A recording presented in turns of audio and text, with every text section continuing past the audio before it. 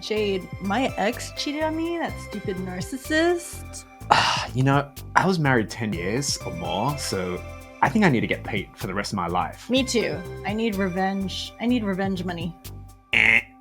I'm sorry. If you're thinking that you're going to get spousal support for the rest of your life, you could be wrong.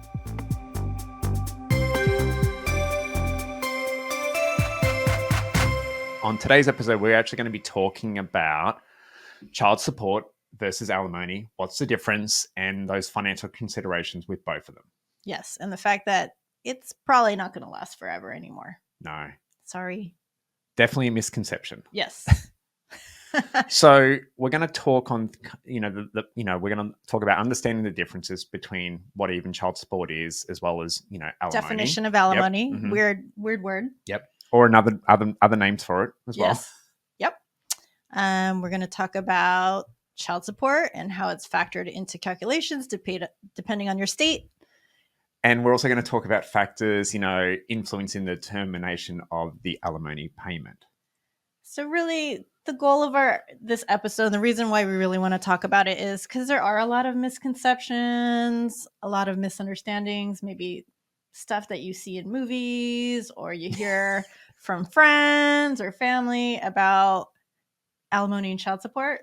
First, I think people really get the two terms mixed together, and they are two different things. Yeah. People just use them interchangeably, don't they? Yeah.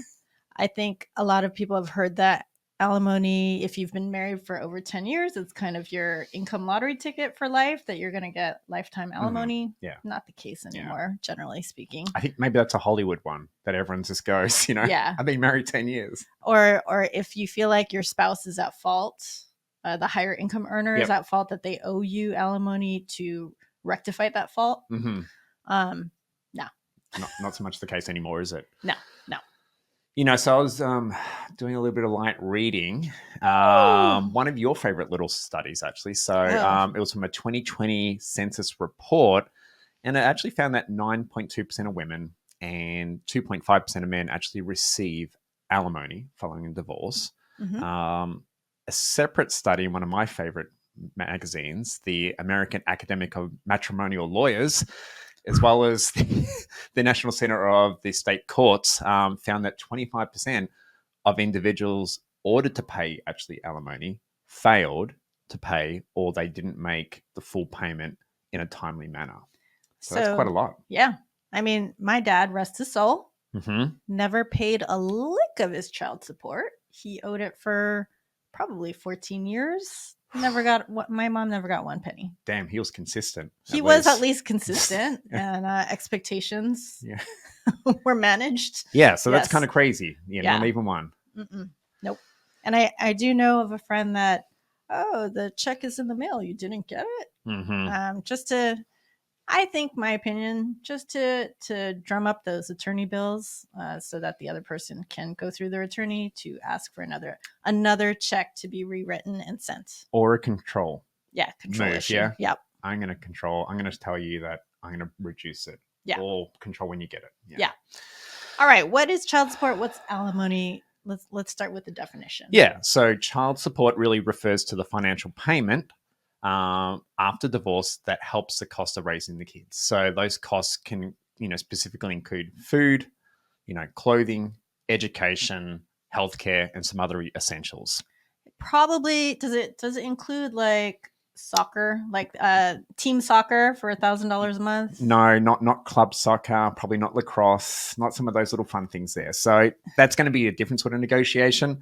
Probably not going to fall underneath, that. Not essential. Yeah, that's right. Yeah. This is so that your kid doesn't starve. Yeah. Unless they're Simone Biles or something like that, and then you could say essential. Maybe. Growing up. Yeah, right. All right, alimony. Yeah, what's alimony though? Yeah, weird word. Alimony, you might have heard of spousal support, you might have heard of maintenance. These are basically all the same thing, okay?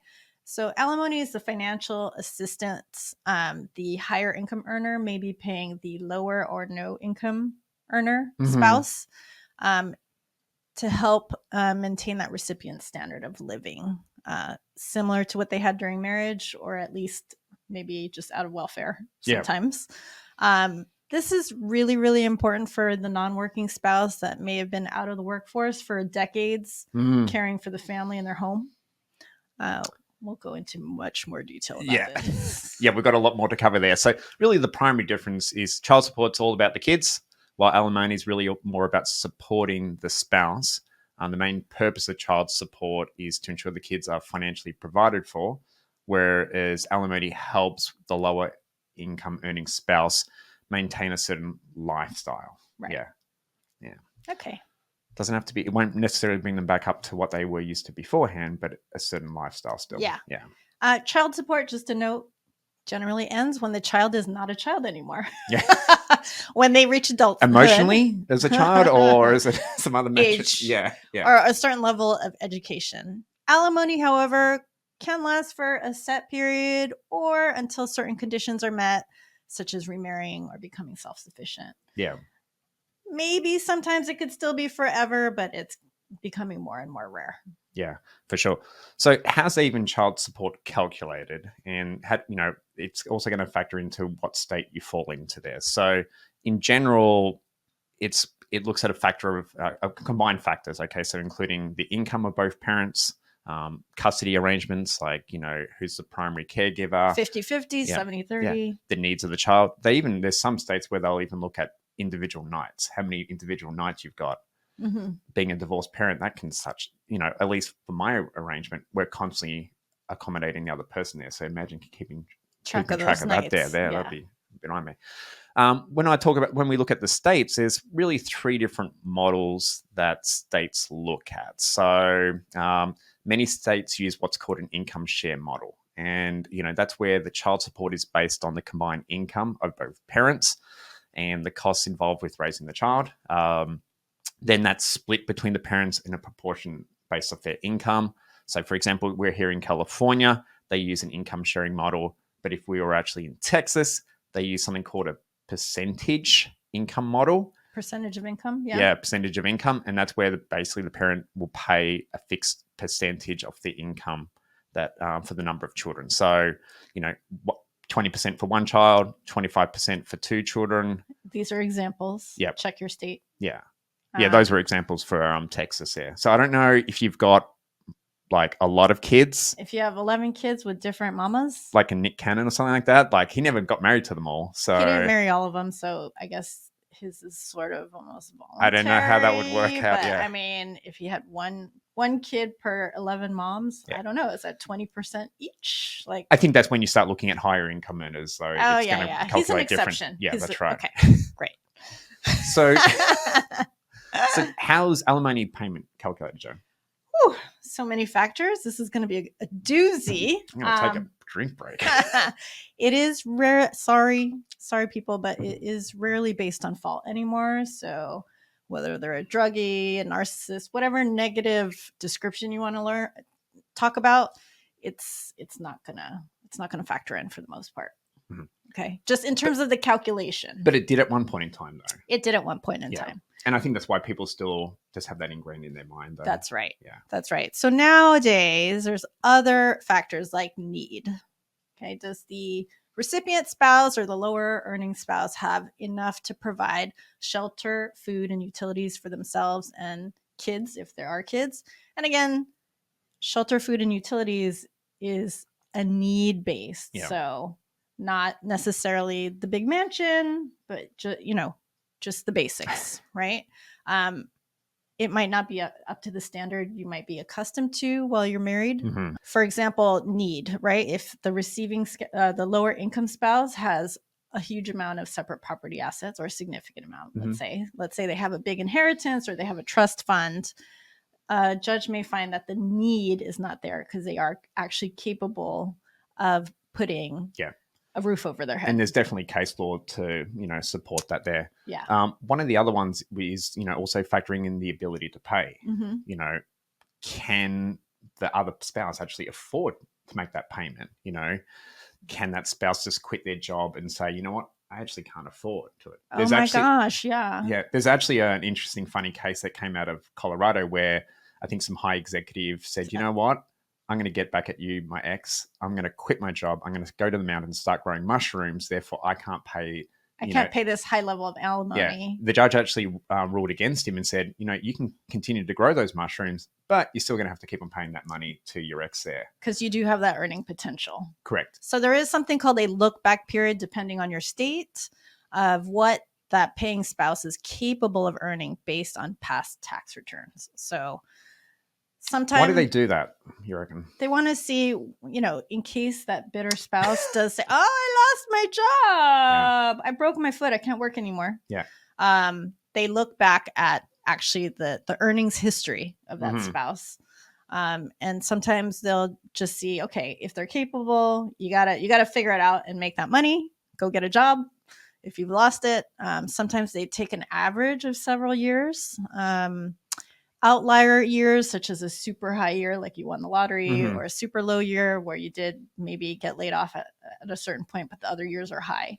Those years may be excluded from calculating the average. Because there are also people who will try and go to a lower paying job to reduce their earning ability or earning income. Yes. So they only have to pay a lesser amount there. Yeah. So they'll look at years. Yeah. And again, it depends on your state. So check that out. But there is this look back period. So stop messing around. Yeah. So, another part of consideration is like lifestyle. So, when you're looking at high income earners, high net worth marriages. That's right. That payment's probably going to be higher there. So, whereas if you're in like more of a low, just a normal average sort of, marriage income, you can't be expecting to make bank and not have to work again there. It's going to be proportionate. If you were coming out of a marriage where you were counting pennies or going paycheck to paycheck, it's not going to be disproportionate where you're like, now he's got to pay me. Yeah, yes. That's right. Like, it doesn't work that way. Length of marriage affects the duration of these payments that you might get. It really depends. There's so many variables here. So, for example, a short marriage may not get any support or may just get very short amount of support. 20 years may or may not. Yeah. It depends. So if you got married at 18 and you get divorced at 38, you've got some working years ahead of you. Yeah. There's still enough time there to build a career. Yeah. The court could find that, based off maybe what you studied in school or maybe what even you started in college there, you can actually go back to school and get, some support, but it might have a term limit to it. Right, which we're going to get to in a second. Yeah. But for example, 20 years where you got married at 40 and now you're 60 and you're getting divorced, probably not enough time there to rebuild your career, to be able to fully support yourself. So maybe the alimony could be longer term there. Potentially. Age and health, big factors. So we just talked about age, but health. So let's say you're the lower income spouse or no income spouse was permanently disabled. Yeah. Right. So let's go back to that age 38 spouse. Maybe they were permanently disabled, for 10 years. Maybe they still can't go get a career. Yeah. Right. Even if they're young. So it just depends. Yeah. All those have to be factored in there for sure. But Jade, you just touched upon rehabilitative. Sorry. I was getting a little bit ahead of myself. Very excited. Excited. So there's this term called rehabilitative, and that's, I guess, more of a recent trend that's kind of, veering away from more of a permanent payment, where it's going to be more of for a set number of years there. So almost like a bridge, like to, get the person set up in their new career again. Yeah. So an example could be a wife needs to take care of the kids 100% of the time. Is it really possible for her to go to college full time and get her degree in 3 years? Probably not. Yeah. It may take 6. Yeah, that's right. So therefore payments need to be structured to accommodate that. Yeah. So rehabilitative means paying the spouse for enough of a period of time that they can rebuild or build a career.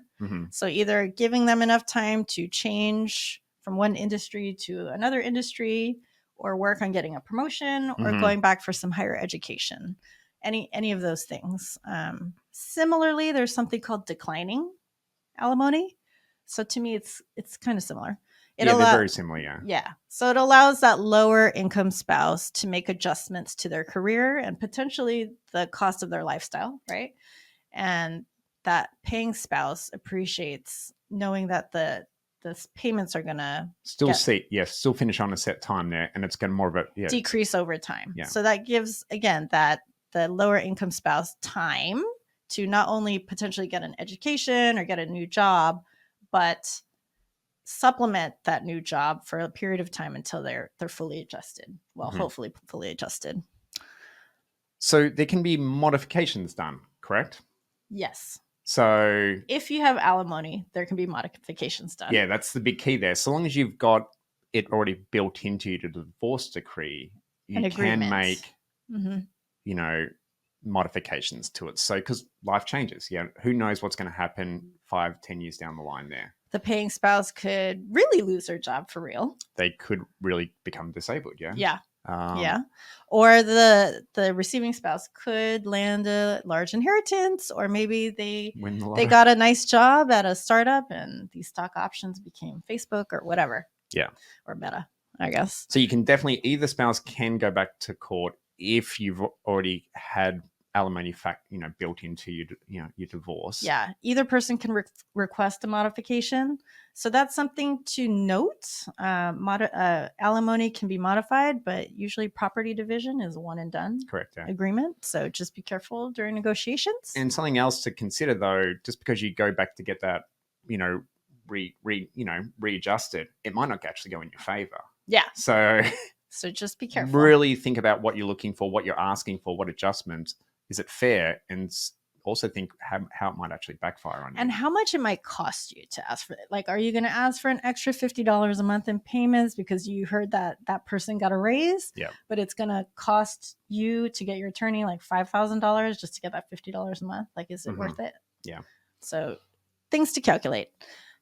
Stuff to note, alimony can stop upon the death of either person, remarriage of the recipient.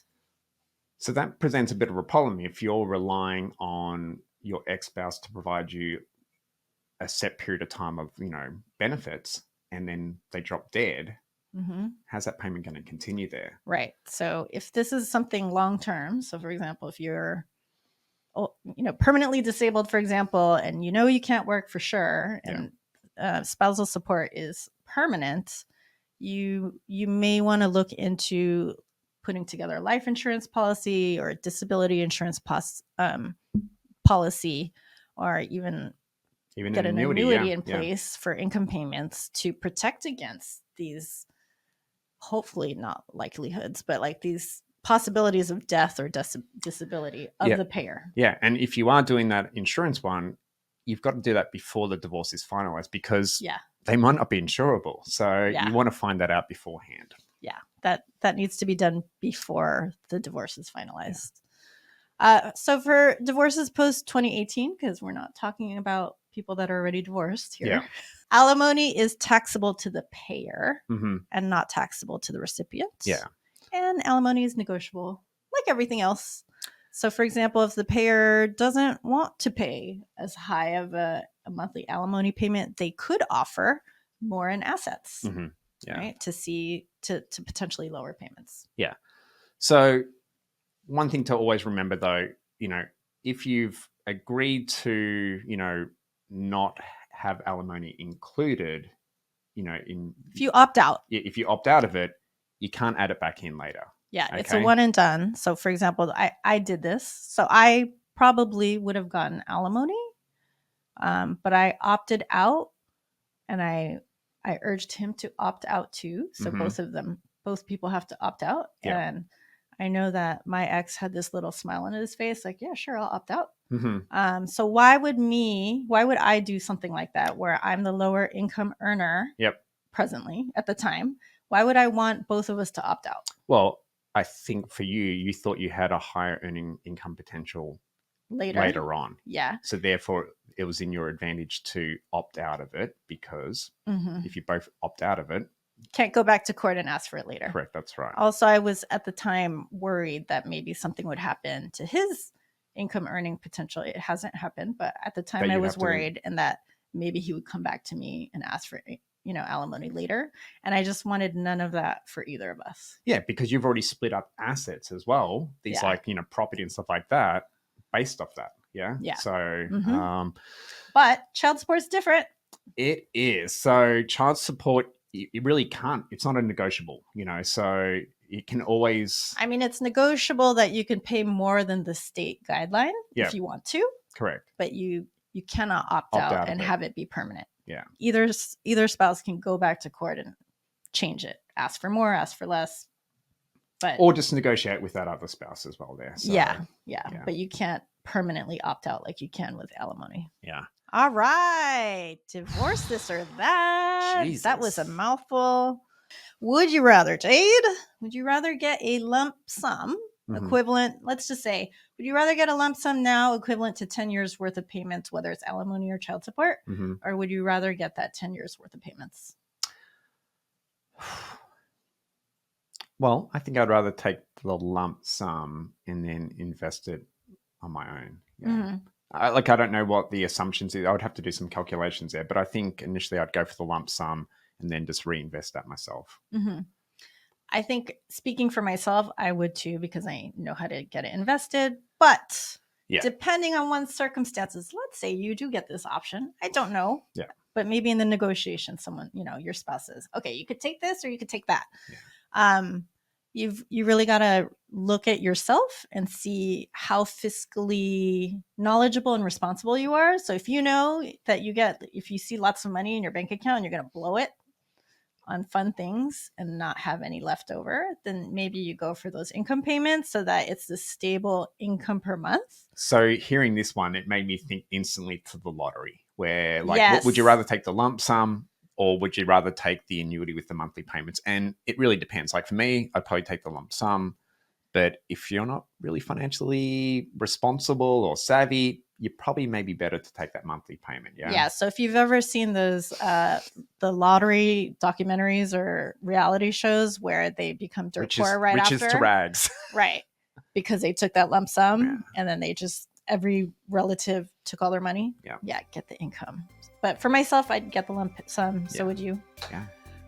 All right. That brings us to the end of this meaty episode. Yeah. Child support versus alimony. Yeah. And on this episode, we touched on, understanding the differences between child support and alimony. The definitions of, Yeah. We also spoke about, calculations for child support and state, consideration and guidelines for those. And the various factors influencing how to calculate alimony payments. Just a few of them. Oh, God, so many. Yes. Yeah.